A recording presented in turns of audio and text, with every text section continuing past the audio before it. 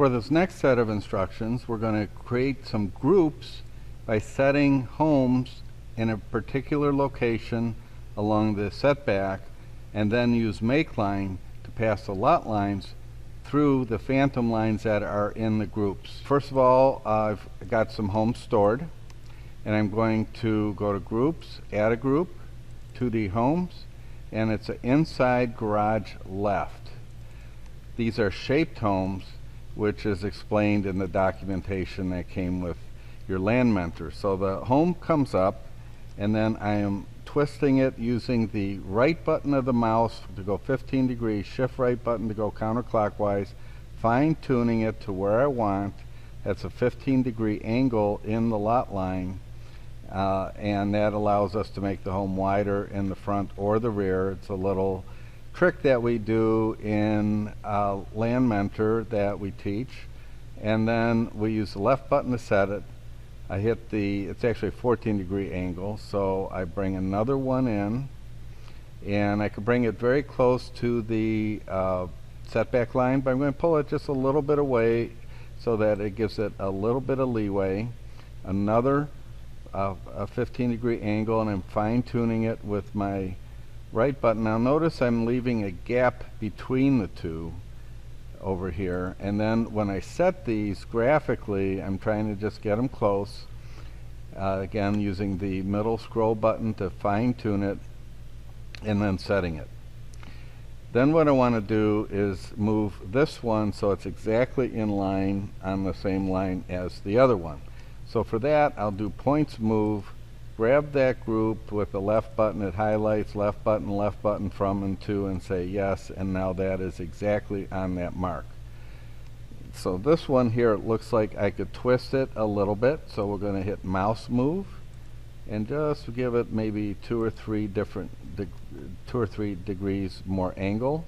Then points move, grab this one, and I want to move it from here to here, this point to this point with the left button, and you can see we're still off of that front setback line.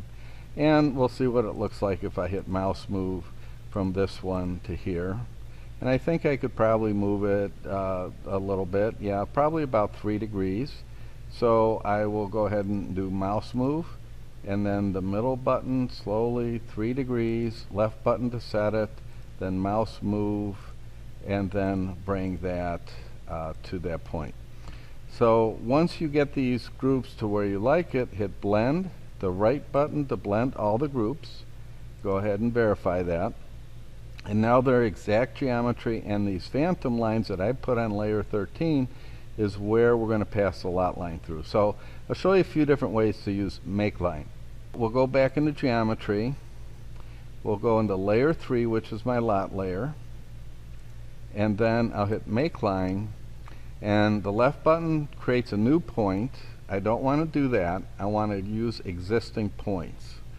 So one of the ways I can use this is to have an exact rounded off to the nearest degree angle by then typing in under angle 1 and submit, using the right button to snap to a point, and then as I move this around, it's going to be at an even degree. So once I set it and then snap to it, it's even 63 degrees. Do you see that? The other way to use MakeLine is under geometry and intersect. I want to intersect this line here, and the reason I'm using this line next to the garage as a minimum is I'm going to give it a little bit more side yard on this side where the bedrooms are. So garage doesn't need side yard views, but the bedrooms might. So I snap to this line and then my intersecting 2 lines. Then I'll do the same, intersect this line with this line, and then on a curve. Now I don't know where that reverse curve is, so I'm going to escape out of this for a second, hit find offset, snap to from that line to that point, and now I could see that point is on the right side or above that line extended. So now I can comfortably go and say intersect here to this curve here, because now I know it intersects that curve. Sometimes when a point is close visually, it's helpful to do that so you don't snap to the wrong point. Then I'll use MakeLine, in this case the right button again, to snap to these 2 points to pass my side lot lines, and then I will use geometry, and you can see I've got my different features here. I want to extend this into the curve and then the extension of this line. So what I'm going to do is drafting, extend this curve and this line, escape, extend this line, and then I'm going to use MakeLine again to close off these 2 points. And then to verify the geometry, you'll notice I have a distance on the inside of the arc, distance on the outside of this arc, and on the bottom of this line. So what I'm going to do is hit escape, hit split. I'm going to split this, this, and this, and that verifies when I refresh the screen by right-clicking this button up here that the dimensions did split. Now this one is very close, so I'm going to change this one from bottom to top, and then refresh the screen, and so it's more readable.